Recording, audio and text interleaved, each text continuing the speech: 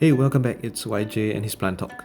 For the past few years, I have been collecting mosses, both terrestrial ones and aquatic ones. I quickly learned that moss thrives under two conditions, when it is well hydrated and under bright but not direct sunlight.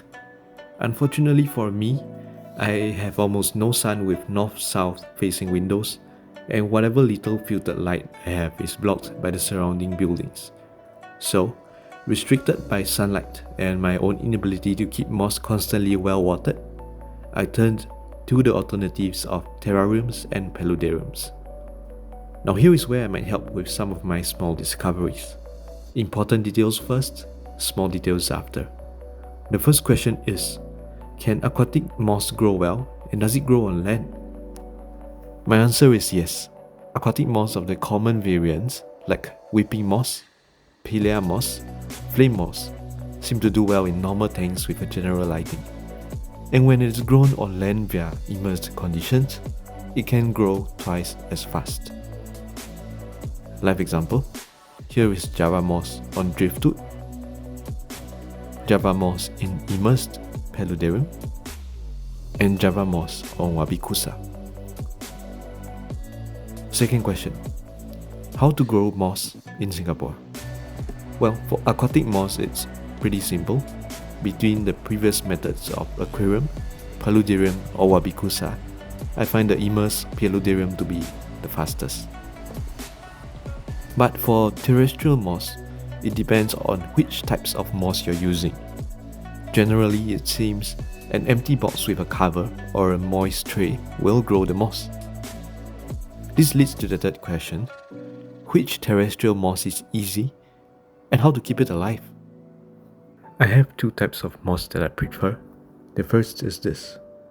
It is probably from the Plegomnium family, and the care conditions are my trusty cabinet lights from Shopee and a spray head that sprinkles every hour. Given the humidity from the water body as well as the spray, this moss is very easy to keep in paludariums and terrariums. The other type of moss is Holland moss, but this is slightly more sensitive to watering and dislikes being waterlogged or being in stale air. Well, given the complexities of whether the moss is placed on a damp substrate, how humid the area is, and how terrestrial moss can be easy to kill, let me break down the component of what you would need for the last question.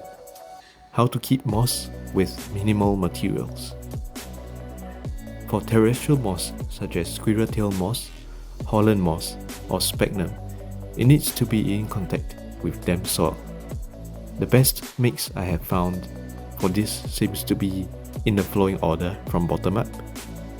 Dried sphagnum at the bottom, pumice, another layer of sphagnum, and a very thin layer of rocks, followed by the moss. This is actually the opposite of what others are doing, and I do it this way because I prefer to do a sort of bottom watering by placing a tray of water at the base. The bottom layer of sphagnum is meant to absorb the water and transfer it to the pumice and to the top layer.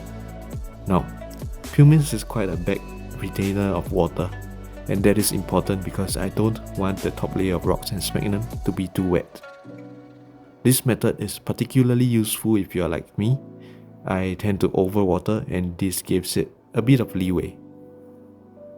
For aquatic moss, it is actually easier. You can tie it to any rock and leave it to grow in the aquarium. Well, I hope my little moss exploration has helped if you are looking to grow or keep moss. If you are looking to use moss, there are quite a few hobbies such as aquascaping, staghorn ferns, terrariums and paludariums that can be integrated with it. But that is the end of my video, and I hope to see you again. Bye.